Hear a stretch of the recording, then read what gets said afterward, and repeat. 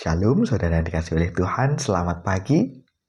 Semoga hari ini penuh dengan sukacita. Saudaraku, ada sebuah cerita. Ada kakek yang tinggal di pedesaan dan ia hidup bersama cucunya. Dalam kehidupannya, kakek ini adalah kakek yang taat kepada Tuhan. Setiap hari sebelum melakukan aktivitas, kakek ini merenungkan sabda firman Tuhan. Dengan tekun ia membaca sabda firman Tuhan. Dan di suatu hari cucunya bertanya kepada kakek, "Kek, mengapa kakek bisa membaca firman Tuhan setiap hari? Aku pengen seperti kakek. Namun ketika aku membaca firman Tuhan, apa yang aku baca tidak aku mengerti.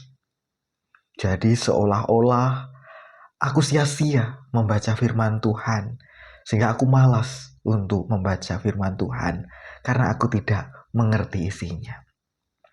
Lalu sang kakek ini tersenyum dan berkata kepada cucunya, "Nak, ambillah keranjang arang yang ada di dapur dan ambillah air sumur dan kamu bawa ke dapur."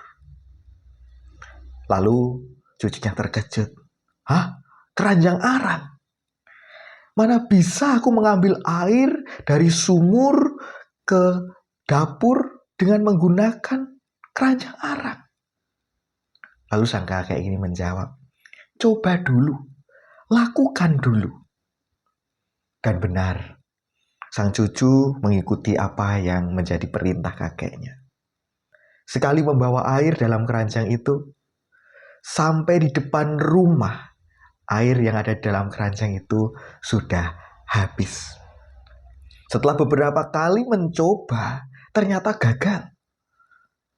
Lalu sang cucu ini berkata kepada kakeknya, "Kek, apa yang aku lakukan ini sia-sia." Kakeknya tersenyum dan berkata, "Coba tengok apa yang menjadi perbedaan keranjang arang sebelum digunakan untuk mengambil air dan sesudah kamu menggunakannya keranjang itu untuk mengambil air." Lalu sang cucu itu mengamati. "Tadi sebelum aku mengambil air, keranjang arang ini kotor, berwarna hitam karena arang yang ada di dalamnya. Namun sekarang keranjang ini menjadi bersih."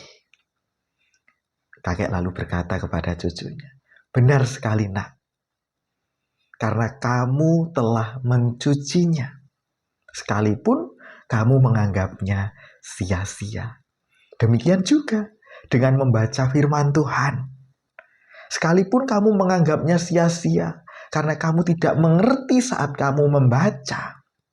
Namun sebenarnya apa yang kamu lakukan itu tidak sia-sia. Seperti sabda Tuhan yang terdapat di dalam Mazmur 119 ayat yang ke-9 sampai yang ke-10 yang berbunyi demikian. Dengan apakah seorang muda mempertahankan kelakuannya bersih? Dengan menjaganya sesuai dengan firman-Mu. Dengan segenap hatiku, aku mencari Engkau. Janganlah biarkan aku menyimpang dari perintah-perintah-Mu. Melalui sabda ini kita diingatkan, saudara-saudara, membaca firman Tuhan adalah cara untuk menjaga kita di dalam kehidupan yang bersih. Melalui firman Tuhan yang kita baca, kita renungkan, akan membuat kehidupan kita, hati kita bersih. Bahkan sekali ketika saat ini kita sedang membacanya, kita merasa bahwa kita tidak mengerti apa makna firman Tuhan ini. Tetapi tetaplah membaca, ulangi di dalam pembacaannya. Dengan demikian kehidupan kita akan diperbaharui. Kehidupan kita akan menjadi bersih karena hikmat Tuhan hadir dalam kehidupan kita. Karena Tuhan menjaga laku kita. Sekalipun saat ini kita tidak sadar, tidak mengerti apa yang kita baca ini. Namun teruslah membaca.